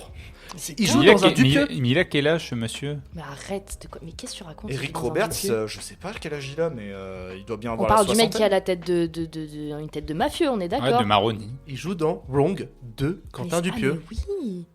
Donc voilà, Incroyable. comme quoi il aura fait Christopher Nolan, Quentin Dupieux et Uwe Boll dans sa filmographie. hein. Voilà, la dégringolade quand même. Ouais. Neuvième question, repassons en France, car je vais vous demander combien de César a Michel Serrault, l'acteur français le plus récompensé. 6, 10. Alors attends, 6, 10, ouais. J'ai envie de dire 11. C'est Owen le plus proche qui n'en a remporté que 3. Oh, mais c'est pas vrai. Ça Il fait aime beaucoup. tellement Eh, plus. quand même, c'est quand même quelque chose. une récompense, alors... Oui. Moi, j'ai dit 11. Il a eu 8 nominations. Il nous reste 2 questions. Pour cette 10e, on va passer sur un trio. Je vais vous demander dans combien de films de Tim Burton ont joué Johnny Depp et Helena Bonham Carter ensemble. Enfin, joué doublé. Oui. Ah. Joué doublé, là, cette fois-ci. C'est marrant, c'est beaucoup de films de sa période nulle. Putain, j'osais pas le dire. 4. 4, ok. Je dirais 5, moi. 5. Ouais, j'en ai 5 en tête aussi. Et bah, vous avez tous les deux un tout pile parce que C'est c'est sûr. bien 5. Ouais. Donc 3 points en plus pour tous les deux. Et bah oui. Bon, Parce qu'il y a Dark Shadows, il y a Sweeney Todd, Alice... Ouais. Les Noces funèbres et Noces. Charlie et la chocolaterie. Voilà. Oui, voilà. À savoir que Johnny Depp et Helena Bonham Carter ont 7 films en commun. Les 2 autres, Owen, devraient avoir le premier puisqu'il s'agit de Lone Ranger. Oui. Ah oui. Et l'autre étant la suite d'Alice au Pays des Merveilles, mais qui n'a pas été réalisée par Burton. Et enfin, 11e et dernière question. Combien d'acteurs ont incarné James Bond? Tous les films. Je considère tous les films et séries télé. Oh, Oh, waouh. Même ceux, les non officiels, les films non officiels qui C'est sont dur. pas produits par Eon. Je vais dire 10. 17. 12. C'est 8. Ah ouais. Bah voilà. Donc la plus Sérieux proche, c'est encore Marie-Jeanne. Putain, décidément. Ouais, J'ai tout elle raflé nous a- ce soir. Elle nous a éclaté. Et donc, il y a les 8 des fameuses, des Eon, pardon, donc Sean Connery, Timothy Yes. Dalton, Roger Moore, George Lazenby, Daniel Craig et Pierce Brosnan. Et à savoir que Barry Nelson, en série télé, qui était le tout premier à avoir incarné James Bond, et Ah ouais. enfin David Niven, qui a fait le Casino Royale non officiel. Donc ça fait 8. D'accord. Du coup, le grand vainqueur... Et bah donc du coup, la grande vainqueur même, on peut dire, c'est Marie-Jeanne avec 12 points. Eh, la merci. On peut applaudir Ah, bon, on quand même. applaudit quand même. Owen est juste derrière à 8. Et Julien a un petit score au Tu La fais la gueule, dégringolade. hein, mon petit Owen. Hein, Quoi là, hein. Tu fais la tête, hein. Ah ouais. Julien, il fait un score de Oh. Fred là, pardon. Mais... Oh. Bah moi, je vais vous enchaîner avec un jeu qui concerne aussi des acteurs. C'est un jeu que j'avais fait il y a très longtemps que j'appelle le Casting for a Camoulox. Est-ce que tu D'accord. t'en souviens, Marie-Jeanne? Non. Pas du tout. Simplement, je vais vous exposer des combinaisons d'acteurs dans un casting, acteurs et actrices. Mhm. Vous devinez si ça a vraiment été fait. Ok. Parce que là, ça va être rigolo. Parce que par exemple, est-ce que Danny DeVito et Vita jouent dans un film de braquage? Non. Bah non. Oh merde. Bah non, bah là, mec, vite Attends, quoi. attends, du coup, on fait comment? C'est tu nous dis si c'est arrivé ou Non, c'est pas arrivé du coup. Oui, non, mais tu nous demandes à chaque fois si c'est arrivé ou pas ou... Oui, c'est ça, c'est vrai ou faux. On fait Ah, un tour d'accord. de table et on fait tous vrai, Ouais, c'est faux, ça. vrai. Ok, D'accord. D'accord. Bon, bah effectivement, vous m'avez eu. Parce Danny que je DeVito croyais et que- Vita ne jouent pas ensemble. Parce que je croyais que ça allait être comme d'habitude, genre tu disais 2 noms et on. Ah oui, on ah non, non, disait non, le non, film, non. tu vois. Est-ce que Mike Tyson et Laurie jouent dans le même film? Faux. Là, je dirais bien oui, mais peut-être dans un truc de doublage ou un truc dans le genre. Faux. C'est vrai. Mais non. Si. Le film s'appelle Les Portes du Soleil. Donc, est-ce que c'est un truc de Super. doublage ou c'est vraiment de. Non, non, ils live jouent dans le action même film. C'est- ah, c'est On live les voit action, ensemble. ouais. Putain. Eh ben, Est-ce que Michael Madsen et Gilles Lelouch jouent dans un film sur la bourse? Oui. j'ai envie de dire oui. Non. Ça existe, mec. Ah Ah, c'est sûr. Ah, waouh. Ça s'appelle Crax. Et genre, c'est un film qui mêle la bourse et la météo. Quoi? Quoi? Oh la Crack vache, avec les bonnes un soirées en Et perspective. deux hommes formidables ensemble, ça ne peut que donner un bon film. Tom Cruise, Bill Murray et Saïd Taghmaoui jouent dans un film de Brett Ratner. J'ai envie de dire oui. Attends, Oui. attends, t'as Oui. dit Tom Cruise. Bill Murray Bill et Murray. Saïd Taghmaoui. Oui, c'est sûr que c'est vrai. Putain, il a fait un film de Brett Ratner, Tom Cruise, parce que je suis en train de me demander en fait. Il me semble pas, je vais dire non. T'as dit quoi, Julien? J'ai dit oui. Ça existe pas, les gars. Dommage. Non, Dommage, Tom parce que Cruise n'a Saïd pas, n'a Taghmaoui, pas été il dans se un la film donne. de Brett Ratner, attends. Est-ce que Christian Slater et Pascal Légitimus sont dans un drame français? Tu vois, je me suis dit, quand t'as dit Christian Slater, je me suis dit, il a une carrière tellement, tu sais, qui allait un peu partout, que Pascal potentiellement oui. Légitimus, moi j'ai envie de dire non. Moi j'ai envie de dire oui. Non. Non, ça existe Oh, pas. Ouais, merde. non, voilà. Mais je me suis dit, Christian Ça aurait Slater, pu, mais il va non. partout. Est-ce que Didier Bourdon et Penelope Cruz jouent dans un film de KPDP? Non. Oh non. Non. Si. Oh, Oh là là. Ça s'appelle Fanfan la Tulipe. Mais Attends, arrête. Non, je te C'est jure. pas possible. attends, Fanfan la Tulipe, c'est pas réalisé par. Attends, c'est réalisé par qui, Fanfan la Tulipe Je déjà sais plus, mais ils jouent ensemble. Merde. Mais c'est pas possible. Mais c'est quoi ces films incroyables? Est-ce que Vin Diesel et Gérard Depardieu jouent dans un film de Mathieu Kassovitz? Oui, Oui. Ça, j'y crois. Oui. oui, c'est Bah Babylon oui, AD. c'est Babylon Bien AD, joué. C'est une horreur absolue. Absolu. Un des pires tournages de sa carrière, visiblement. Orson Welles et Michael Jackson jouent dans une comédie musicale à Harlem. Oui. Faux.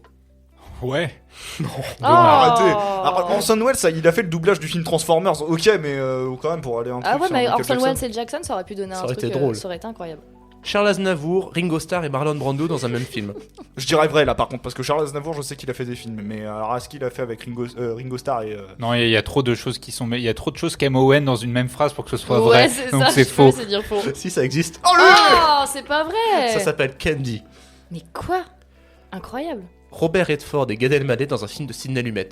Je crois pas que Gad Elmaleh joue pour lui mettre, donc non. Non, ouais, non. Sidney Lumet, non, un peu trop Non. là, je trouve. Mais avec Robert Redford, en vrai, ça aurait été possible. Bien vu, ça ne s'est Ça, pas c'est fait. pas fait. Robert De Niro et Steven Seagal dans un film de Robert Rodriguez. Faux. Oh, je dirais vrai. Ouais, j'ai envie de dire vrai. Oui. Ouais. Ça s'appelle Machete. Bah oui. C'est avec Danny Trejo. Oui, c'est ça, c'est Machete. Ok, j'ai pas vu. Maggie Cheung et Bernard Campan dans un film de kung-fu. J'ai envie de dire non, pitié. Pourquoi bah, en fait, Bernard Campan, Didier Bourdon, t'as mis tous les inconnus en Ouais, fait. ouais. Bah ouais. Moi, je dis non. Faux.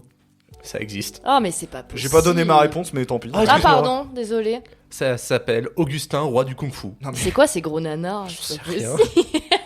Attends, j'en ai un pour vous. Est-ce que Didier Bourdon et Russell Crowe ils jouent dans la même scène? Bah sans doute du coup. Bah oui, du coup. Sinon tu l'aurais pas Quoi fait. Bah oui. Mais quoi? Mais dans quel film? Dans une. C'est un film de Ridley Scott et ça s'appelle, je crois, c'est Une belle année ou un truc dans le genre. Ah, je vois du quel film tu parles. Mais oui, en plus. Et je- ils jouent au tennis. C'est une scène où Russell Crowe et Didier Bourdon ils jouent au tennis.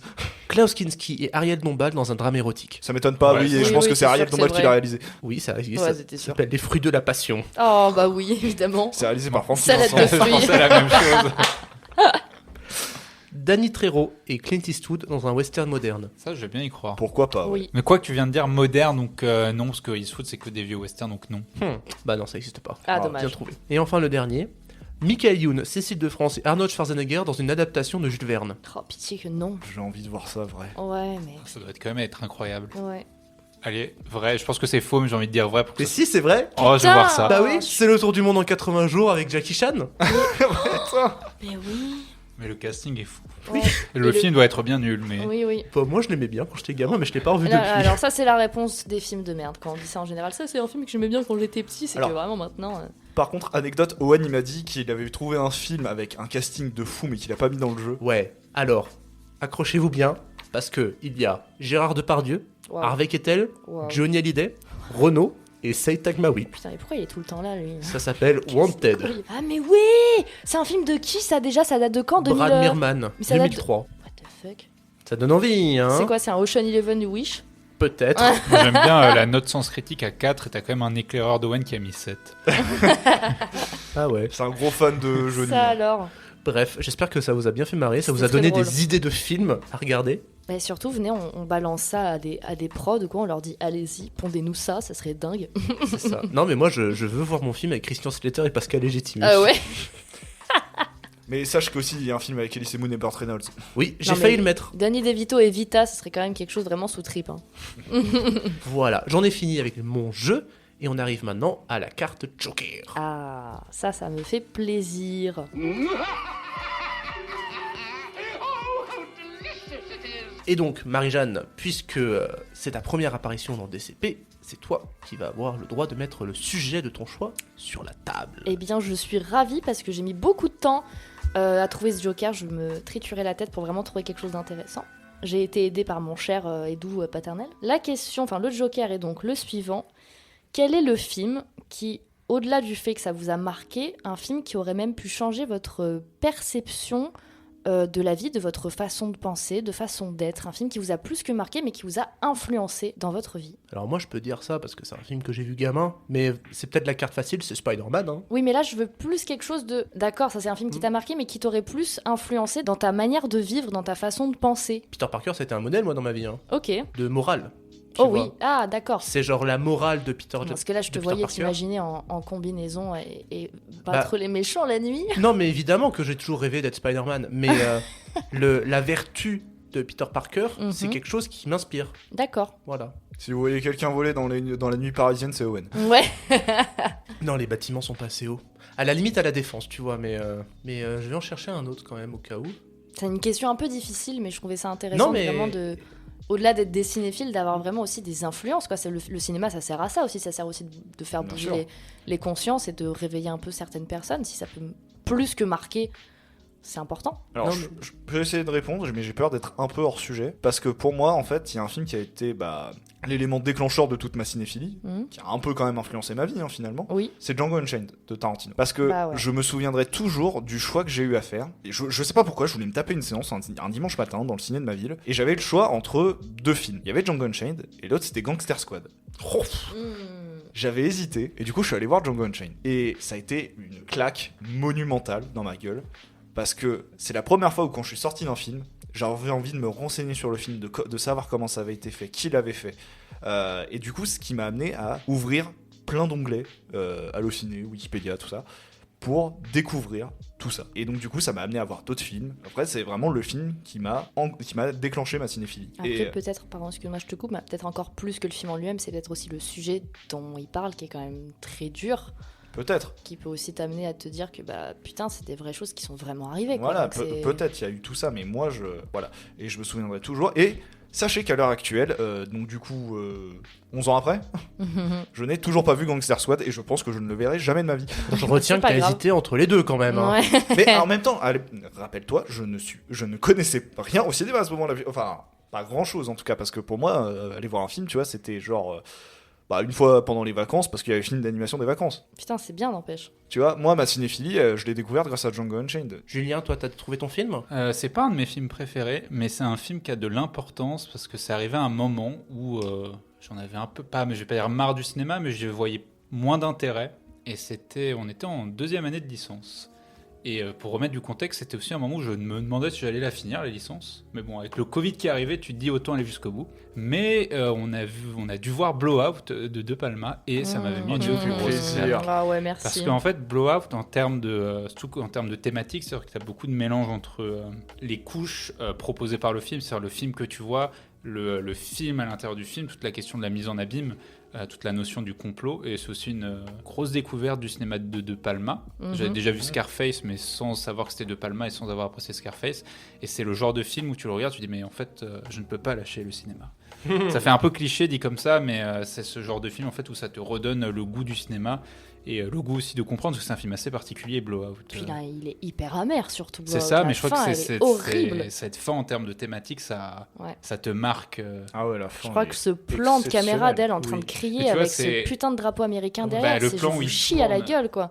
Bah, ce plan Ouais. où il tourne là, Ouais, c'est des ouais. plans qu'adore De Palma, les plans où ça tourne, mais je Mm. crois que celui qui l'a le mieux réussi, c'est ce plan-là. Oui. C'est un plan en fait que tu n'oublies pas. Ouais. Dans les plans marquants du cinéma, il y a un plan que tu n'oublies pas, c'est Moi, je Blowout. pense que c'est vraiment celui-là, tu vois, c'est elle devant ce... En fait, cette image d'elle en train de Nancy crier devant ce Allen. drapeau américain, je trouve qu'elle est forte dans le sens de ce que ça implique aussi dans le film. Dans C'est l'attention. cette corruption, tout ce truc dégueulasse, cette horreur, enfin, c'est un peu un film aussi un peu contre-américain quand même. Enfin, Puis cette scène-là, c'est un film charnière dans tout le film, dans la vibe très complotiste. Ouais. Il est sorti en quelle année, Blowout en 81. 80, ça c'est 81. fin des 70-80 ou après le Watergate où il y a toujours ce qui reste de la mort de Kennedy qui a vraiment pénétré Ouais. le cinéma américain. clairement, ouais. Puis la musique de Pino Donaggio, je crois. C'est ça, ouais. Mhm. Oui, Incroyable. ce C'est piano. ce thème en fait qui revient. Ouais. Tu vois, rien que là j'ai envie de revoir Blowout. Puis cette fin, juste cette phrase de ça, c'est un crime, ouais, elle m'a Ouais. traumatisé pour Mm. toujours. hein. Alors, du coup, parce que j'ai un peu triché au début, excuse-moi, tu as fini avec Blowout Oui, ou pas ouais, c'est bon. C'est Ouais. juste une des fins les plus dépressives de la vie, quoi. C'est Complètement. ça. Moi, j'ai un peu triché avec Spider-Man, mais là, j'ai trouvé le film le plus important de ma vie. Ah, The Dark Knight. Non. Ah, je sais pas, Non. c'est ton film préféré, j'en sais rien. ah. C'est Pink Floyd The Wall. Eh ben, Ah, tu sais ça que je l'ai m'étonne pas. toujours pas vu et il faut que je le regarde Et absolument. moi, hein. c'est le contexte en fait. C'est parce que je savais pas que c'était un film musical. Ouais, Il y avait le nom Pink Floyd, mais j'avais pas bien compris qu'en fait c'était une adaptation de l'album ouais. The Wall. Donc c'était avant d'écouter l'album The Wall, ça a vraiment été la découverte. Et ça m'a fracassé la gueule dans le sens où il y avait des images que j'étais pas censé voir à ce moment-là dans ma vie. Mhm. Et du coup, j'étais très mal. Mais ça m'a fait découvrir Pink Floyd. C'est bien. Et à un certain stade, bah, ça m'a motivé à me mettre à la musique. Waouh, Et ça m'a fait devenir musicien. génial. Voilà. Donc à un certain stade, je pense que c'est un... Ça un des Ça films a qui a influencé changé sur ta vie. hein. C'est ça. Bah Clairement. rien que le fait de découvrir Pink Floyd, les gens. Ouais. Si vous saviez comment ça a changé ma vie.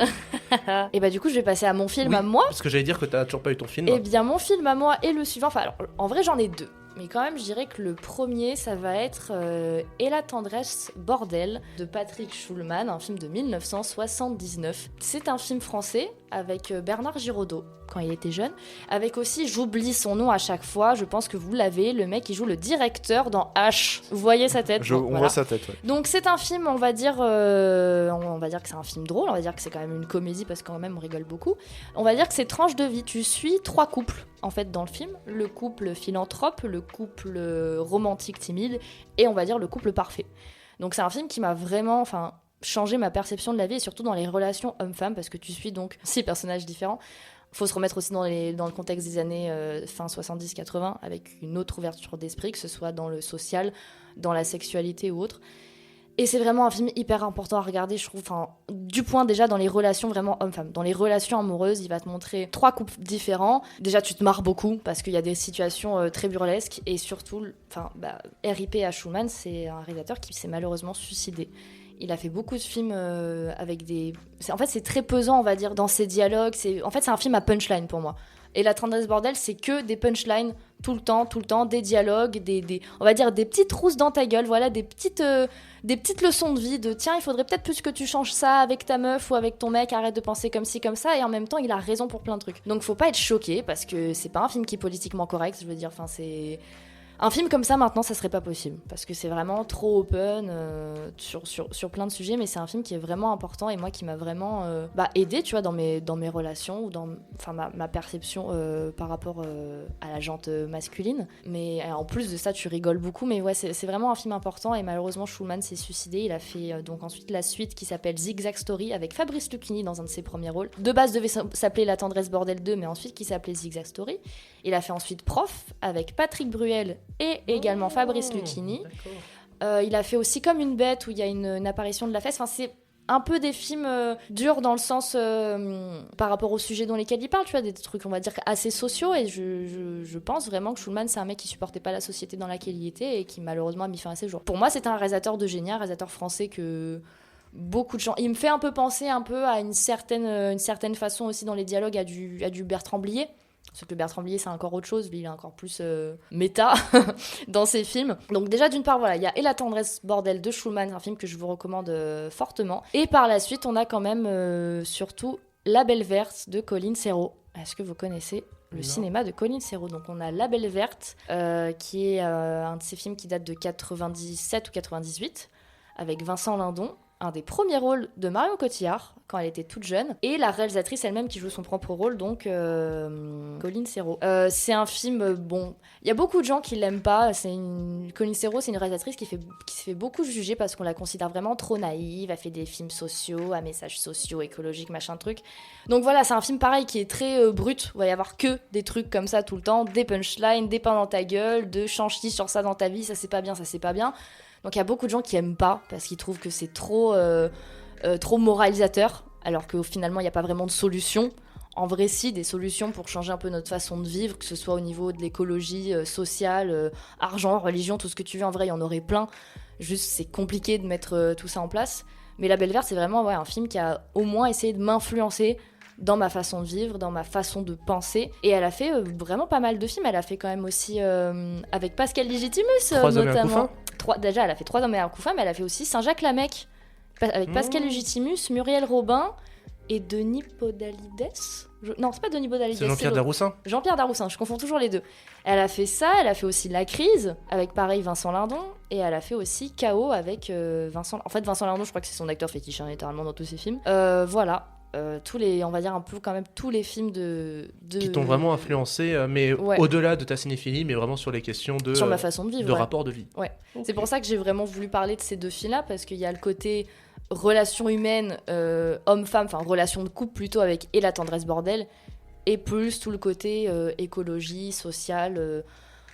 Je vais pas dire anarchiste parce que c'est vraiment trop élevé comme terme, mais qui c'est important de regarder ces films-là, je pense, juste pour s'élever un peu plus, on va dire, spirituellement sur une certaine façon de penser. Ok. Voilà. Bah écoute, c'était 2 réalisateurs-réalisatrices que j'avais jamais trop... sur lesquels je m'étais pas penché. Quand bien même, après, je pourrais parler de l'entièreté quasiment des films de Bertrand Blier, mais bon, ça risque de faire beaucoup. C'était fort intéressant, tout. Ouais. Oui, c'était très cool. En tout cas, j'ai vraiment envie de découvrir chacun de vos films. The Wall, grosse reco, mais... Déjà, non, mais je parle aussi du thème, les films du thème d'horreur. Oui. Pour le projet Blair Witch, Rec. Et toi, rappelle-moi, c'était... Poughkeepsie Tapes. Ouais, mais j'ai pris beaucoup de temps avant de retenir le nom de ce film. Tu t'es entraîné. Eh bien, mesdames et messieurs... je vous dis merci de m'avoir invité. Bah oui, c'était un plaisir. C'est un plaisir de te recevoir, ouais. Merci beaucoup. Tu reviens quand tu veux. L'émission, en tout cas... touche à sa fin. Je rappelle que vous pouvez nous retrouver sur les applications de streaming audio telles que Spotify, Deezer, et vous pouvez nous retrouver sur YouTube, nous suivre sur Instagram, sur TikTok. On se retrouve dans 2 semaines pour un nouvel épisode et on vous fait des grosses bises. Des bisous.